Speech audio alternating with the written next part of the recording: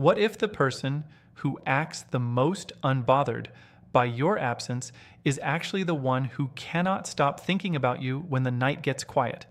What if the one who pushed you away the hardest is the same one lying awake in the dark, running through every moment you shared together? Stay with this, because what I am about to walk you through is going to shift something in the way you understand avoidant behavior entirely. And if you have ever loved someone who kept running from what you were offering them, this is going to reach you in a way that most things probably have not. Let us talk about what genuinely happens inside an avoidant person when they miss someone. Not the surface version, not the version they would ever put into words, even to themselves. I mean the private, unguarded experience that only exists when the world has gone quiet and there is nothing left to hide behind. Because here is the thing about avoidant people that almost no one actually talks about. They feel everything. Every single thing that happens between them and another person registers. The difference between them and you is not that they experience less. The difference is that they have spent years, sometimes the majority of their lives, constructing an internal belief system that tells them feeling is a form of danger, that needing someone is weakness with a predictable cost, that allowing yourself to miss someone means placing yourself in a position where you will eventually be devastated by it. They have lived inside that story for so long that it no longer feels like a belief. It feels like the truth. It feels like who they are. So when they miss you, when the ache for you is genuine and undeniable, they do not reach out. They do not call. They do not text. They do something else entirely. And that something else is exactly what we are going to explore. To really understand what is happening, you need to go back to where it started. The avoidant person in your life, whether that is someone you are currently with, an ex who keeps surfacing, or someone who runs hot and cold without any apparent pattern, did not arrive at this way of being because something is fundamentally wrong with them. They did not become avoidant because they are incapable of love or because they are cold by nature. They became avoidant because at some early point in their life, probably earlier than they can clearly remember, love had a cost attached to it. The people who were supposed to provide safety were inconsistent, warm sometimes, distant others, present one day and emotionally unavailable the next, or perhaps expressing any kind of emotional need was met with dismissal or ridicule. You cried and were ignored. You reached for comfort and were told to toughen up. You showed vulnerability to someone who then used it as a reason to pull away from you. And a child's nervous system, which is extraordinarily adaptive, learned from that. It drew a conclusion that felt logical given the evidence available. If needing people leads to pain, then the solution is to stop needing people. Become the one who never asks for anything. Become permanently self-sufficient. Become the person who is always fine regardless of what is actually happening underneath. And they got so practiced at this that eventually they started believing it themselves. They moved through their days feeling in control and independent. Then someone gets close. Someone starts to actually matter to them. And something deep in their system activates. That old alarm starts running. It says that closeness is the beginning of loss. That if you let this person all the way in, you are setting yourself up for destruction. Push them back before they can leave on their own.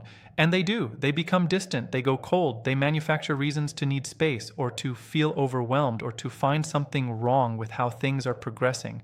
And you, standing on the other side of all that withdrawal, spend your time trying to figure out what you did to cause it? The answer is almost always nothing. The wall was already there long before you arrived. You just happened to get close enough to trigger it. But here is what nobody tells you about what follows. Here is what is actually happening inside the avoidant person after they have pushed you away, or after you have finally stepped back, or after another ordinary night has passed where they performed indifference towards something they actually care about deeply. The day winds down, the distractions start running out, the work is finished, the screen goes dark, the background noise falls away, and suddenly they are just alone with themselves with nothing to redirect toward. That is when it begins. The first thing that surfaces does not even feel like missing you, at least not at first. It arrives as restlessness, a low, uncomfortable energy with no clear source. They move around, they pick up their phone and put it down. They open things and close them without purpose. There is a vague, persistent discomfort that they cannot quite name and that they are on some level deliberately not naming, because naming it means acknowledging it, and they are not ready to do that yet. So they try to stay ahead of it. They scroll, they put something on, they look for anything that will create enough mental noise to drown out what is quietly pressing through. Sometimes that works for a while, and then something catches them off guard. A song with a particular association, a piece of content you would have appreciated, an instinct to send something to you before the rational mind steps in and stops it. And in that brief window, before the defense mechanism closes back around it, they feel the pull toward you, clear and real and unmistakable. And that pull frightens them, because for an avoidant person, longing is not just an emotion to be felt and moved through, it is evidence of vulnerability. And vulnerability, in the internal world they have been living in for most of their life, is not the beginning of connection. It is the beginning of pain. So the pull arrives, and then a very deliberate substitution happens. They reach towards something that restores a feeling of control. They text someone who has been waiting in their messages, not because that person holds any real meaning, but because contact numbs the ache temporarily. They open a dating app not because they are genuinely interested in anyone there, but because browsing creates the illusion of options, and options feel like power. They engage with someone who makes them feel chosen without requiring them to risk anything real. None of this is moving on. All of it is management. It is the same strategy they have always used, which is choosing the comfortable illusion of being in control over the uncomfortable reality of genuine emotion. But here is the part that people almost always miss. While all of that managing and deflecting is happening, a quieter part of them is entirely occupied with you. Not the loud part of their mind, not the part they let have a voice very often, but the part that runs underneath everything else. And that part is doing something very specific. It is replaying. Avoidant people, when they genuinely miss someone, go back through memories, not toward the future, because the future requires hope, and hope requires risk. And that combination is too much to hold. But the past is safer because it is already finished, and the hurt that might come from it has already arrived and been survived. So they go back there. They return to specific moments, and not usually the grand ones, the ones that snuck through before the defenses were fully in place, the way you laughed at something unexpected. A moment of sitting together in quiet that felt like something they had never quite allowed themselves before. A conversation that went somewhere deeper than they intended to go. A moment when you looked at them in a way that communicated that you actually saw them. Those moments live inside them in a way that does not fade with distance. And at night, when the armor loosens just slightly, they return to those moments even though they will not pick up the phone. And then they do something else. Something quietly devastating that I want you to really hear. They check on you without ever contacting you. They look at what you have posted. They watch your stories. They revisit your profile with no intention of engaging, simply to see you, to confirm that you are still there, to know that you are okay, to maintain some sense of proximity even from behind a screen, even from a distance they themselves created. Because what avoidant people want, and will almost never directly ask for, is closeness that does not require them to be fully exposed.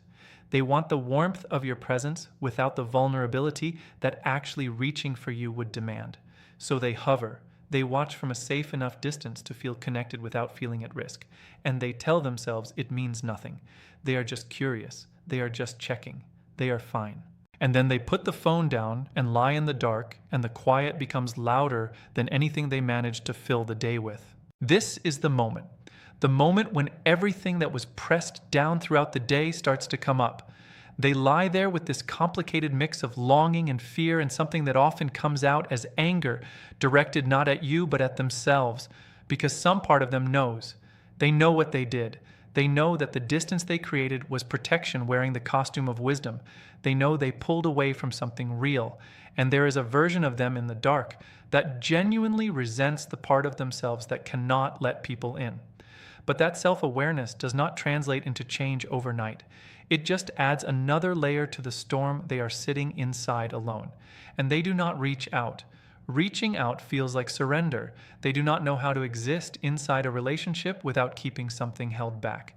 So they stay there in the middle of all of it, alone, which, if you think about it, is the most avoidant choice of all. Staying alone inside pain rather than risking the discomfort of genuine connection.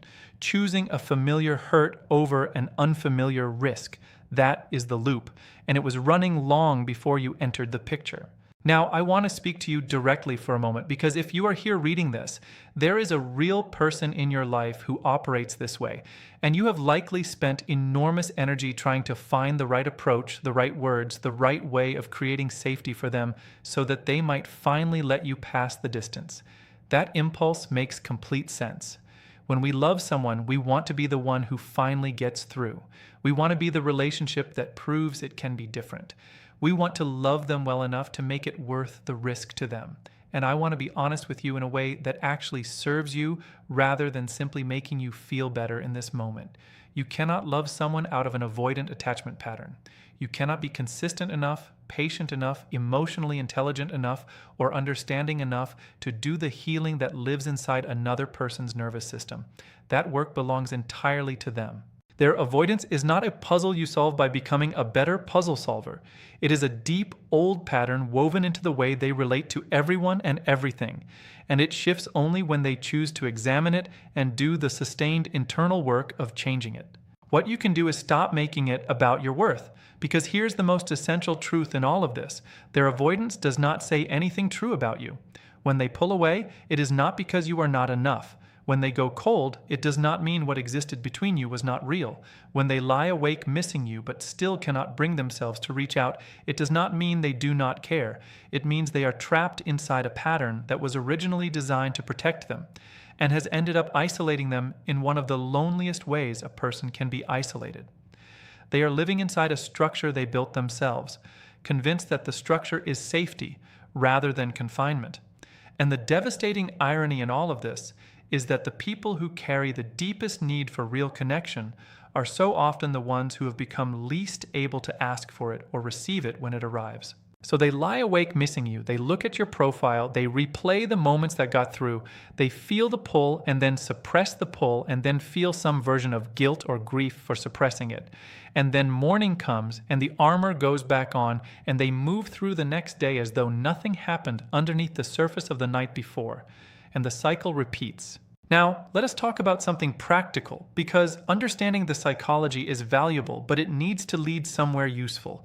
If you are currently in a relationship with someone who is avoidant and you are trying to figure out how to navigate it, the first thing to understand is that pressure accelerates the very thing you are trying to prevent. The more you pursue, the more they retreat. This is not stubbornness or manipulation.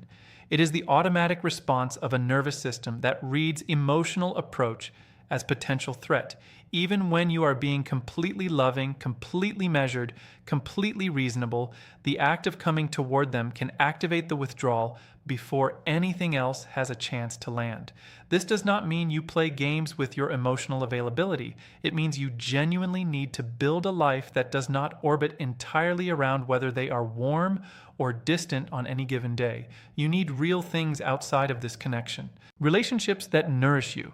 Work or creative pursuits that give you a sense of yourself that stands independently of anything this person does or fails to do, not as a strategic move designed to produce a particular response from them, but because without it, you will gradually disappear inside the effort of managing someone else's emotional world. And that disappearance is not love. It is a slow loss of yourself. The second thing to understand is that avoidant people build trust through consistency over time, not through grand emotional moments or intense conversations. Big emotional events tend to register in their system as confirmation of what they feared, that closeness becomes overwhelming, that people cannot be trusted to remain steady. What actually builds something real with an avoidant person is quiet, reliable presence across a sustained period of time. Being someone who says what they mean and then demonstrates it through behavior. Being someone whose mood and warmth is not entirely dependent on how well they are showing up.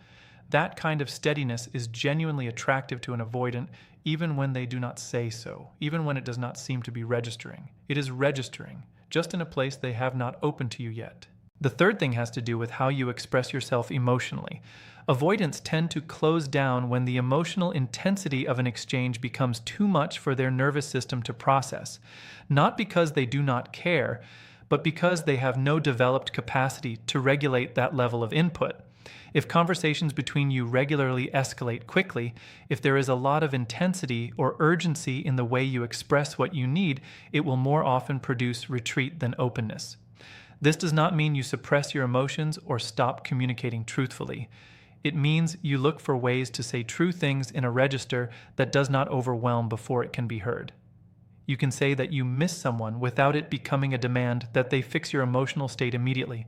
You can name something that hurt you without it becoming an indictment of their pattern as a whole.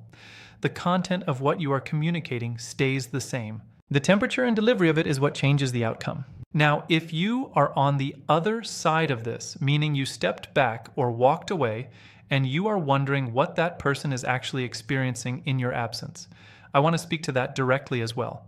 Here is what most likely happened the moment you gave them genuine space. Not strategic space designed to produce a reaction, but real, actual distance in which they could feel what your absence is like. Something shifted in them. Because avoidant people often do not fully register the depth of their own feelings until the relationship is genuinely at risk. When you were present and pursuing and reliably available, their system was in full protection mode. The distance felt manageable because you were still there, providing a kind of safety net beneath it. But when you actually withdrew, when you stopped being the one who always reached first and your presence became genuinely less certain, their system had to recalibrate. And what they began to feel in that recalibration was the weight of what they had been taking for granted. That is when the nighttime replaying intensifies. That is when the checking becomes more frequent. That is when the restlessness stops being manageable because the feeling they were running from has become unavoidable, and they still might not reach out. That is the part that is genuinely painful to accept. Even when the feeling is undeniable, even when the absence of you has become louder than anything they can fill it with, the fear can still win. The pattern is deeply conditioned. The idea of reaching out, of saying something that amounts to "I was wrong," or "I realize what I walked away from," or "I have been thinking about you every night," that feels enormous to them. The potential exposure involved in that kind of honesty feels like more than they can risk. So they choose to sit in the discomfort of absence rather than face the exposure of telling the truth. But some of them do reach out. Some of them reach the point where the longing finally becomes louder than the fear. And when they do, it almost never looks like a declaration. It looks like something small, a casual reference to something you both experienced, a piece of content they think you would appreciate, a low-stakes, nearly deniable message that gives them an exit if it does not go well. And I need you to understand that small reach is not nothing. For someone operating inside an avoidant pattern, sending that message required sitting with the fear and moving forward anyway. It means something real got through. It means a genuine opening has appeared. And what you do in response to that moment matters more than almost anything else in the entire dynamic. If you respond with so much relief that it floods the interaction, if you immediately match the intensity of everything that was building in you before they reached out, they will very likely close back down. The opening is real, but it is fragile. It requires a kind of response that honors how difficult it was for them to create it in the first place. You can be warm without the warmth becoming an overwhelm. You can be genuinely glad without making them feel immediately responsible for the full weight of your emotional experience. You can step toward them without rushing so quickly that the space between you collapses before they have had a moment to breathe inside it. This is a genuine skill. It requires real self-awareness and the ability to manage your own emotional response in a moment when everything in you wants to release what you have been holding. Now, let us pull back for a wider view because I think something important needs to be said here. We have spent real time inside the avoidant person's experience, and that matters because understanding is always the prerequisite for relating to someone wisely. But understanding should never cost you your clarity about your own needs. The honest question, not the softened version filtered through how much you love this person, but the actual version, is whether this relationship is giving you enough to justify what it costs you. Not perfectly, because no relationship is perfect, but enough. Are you receiving sufficient warmth, presence, emotional availability, and reciprocity that staying makes genuine sense for you? Or have you been patiently explaining away your own hunger while developing increasingly sophisticated compassion for why they cannot feed you? Understanding what drives someone's behavior does not require you to accept it indefinitely. You can hold complete compassion for the wound that created their pattern and still make a clear-eyed decision that the relationship the pattern produces is not one you can build a sustainable life inside of. Both of those things can be true simultaneously. You can love someone and choose yourself. You can understand someone deeply and still recognize that what they are able to offer is not what you need. That is not giving up. That is being honest about reality in a way that honors both of you. And sometimes the most genuinely loving thing you can do for an avoidant person is to speak to them with both care and clarity at the same time. To say clearly that you see them, you understand something about why they function the way they do, and you also know what you require, not as a threat, not as a manipulation, but as a simple and self-respecting statement of your own truth. Many avoidant people have only ever encountered two types of responses to their pattern: people who tolerate the distance indefinitely, or people who eventually explode from the accumulated weight of it. Encountering someone who can hold both genuine care and genuine clarity at the same time, someone who can say, "I understand you, and I also know what I need," without either crumbling or attacking, is genuinely rare. For someone who has spent their life waiting for the moment when closeness proves itself dangerous, encountering that particular combination of warmth and groundedness can be the closest thing to a real opening that actually exists. It does not guarantee anything, but it is more likely to reach them than anything else. So let us come back to where we started. The avoidant person who matters to you is somewhere tonight, lying in the quiet, turning over the moments you shared, checking in on you from a distance they created, feeling the pull toward you and then turning away from that pull, carrying a complicated and private storm of feelings they will not give voice to. They feel more than they allow to be visible. They miss more than they will admit even to themselves. They want more than they will ever directly ask for. And they are afraid of all of it in a way that has shaped their entire relational life.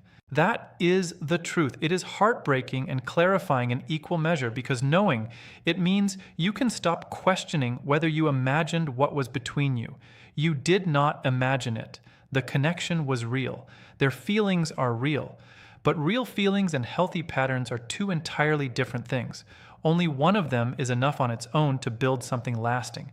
The feelings prove the connection was genuine. The patterns determine whether the connection can become something that actually sustains both of you. What you do with that distinction is entirely yours to decide.